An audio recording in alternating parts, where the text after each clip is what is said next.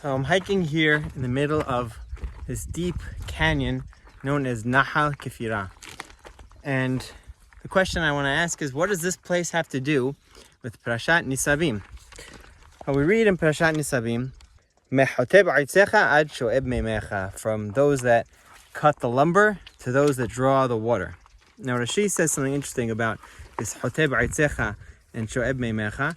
He says this is very similar to a story we read in Sefer Yehoshua about the Gibeonites, how they tricked Bnei Israel into making peace with them, even though they were a tribe of the Hivi, one of the 7 nations of Canaan that we were supposed to destroy, not make peace with, and not let them stay. And Yehoshua says, all right, well, you will be the hotebei aisim v'shoabei maim, the water drawers and the lumber cutters. And since we have this phrase already in P'rashat ניצבים, before Yehoshua entered Eretz Israel, Rashi says, we learn from here that Moshe also made a similar deal with people from the Canaanim that came even in his time and sort of surrendered, came waving the white flag. And Moshe said, all right, you'll have these jobs of the lumber and the water. And that's why it says in Sefer Yehoshua that the Gibeonites came, gam hema be'omar. Also they also came and did this trickery, hinting that it's something that happened already once. Now, what does this have to do with the place where I'm standing, Nahal Kefira? Well, the Gibeonites are named after their primary city of Gibeon, their capital city perhaps, but they also had 3 other cities that they lived in. And those were Kiryat Yarim, which literally means the city of the forests. So you can see why they were cutting the lumber. They were in the forests. Another city called Be'erot. So that's, you see the water drawers, because Be'erot literally means wells. And then the 4th city is called Kefira, and that's here, somewhere down by this Nahal.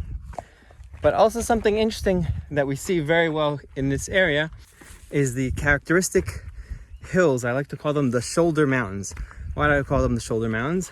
Well, the 4 cities of the Gibeonites were all located within the Nahalah that was supposed to be given to Shevet Binyamin. Now, Shevet Binyamin already had the smallest portion given to him. And then on top of that, roughly 1/3 of his area was now given to the Gibeonites, which would cause big problems for Binyamin in the future because they didn't have enough space. Already 1/3 of his territory was the desert. Now 1/3 is given to the Gibeonites. Also, the area of Yerushalayim was given to Binyamin, but it wasn't conquered and taken from the Yebusim until the time of David HaMelech. And later on in Tanakh, there will be some rivalry, some animosity between the Gibeonites and particularly the family of Shaul HaMelech, the first king of Israel, who was from Shevet Binyamin.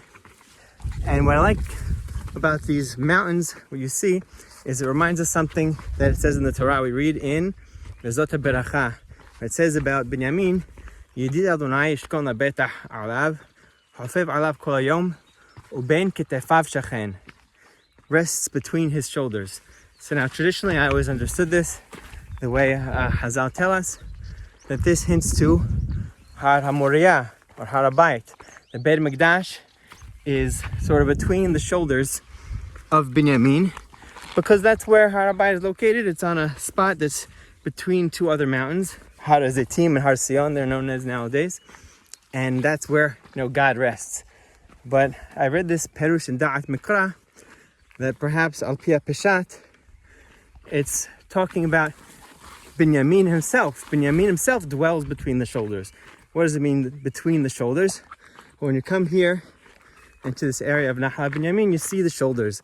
The mountains are shaped like shoulders, right? They're sort of steep inclines. And this is actually very well brought out in Sefer Yehoshua when it explains the borders of the tribe of Binyamin. It says 5 times this concept of katef, right? This mountain is the border, this shoulder is the border, and that's more than any other shevet that uses this geographical term, right? A katef, geographically speaking, is a kind of mountain or a ridge, and that very much is characteristic of Binyamin's territory. As you see here, in Nahal Kefira and other places all around Binyamin, whether it's to the east of Yerushalayim, those sort of steep shoulders going down to the desert, down towards Yericho, and whether it's also on the west, the steep shoulders going down towards Emek Ayalon and the lower parts of the coastal plain of Israel. So Binyamin was up on top between the shoulders, and that's where his Nahala was.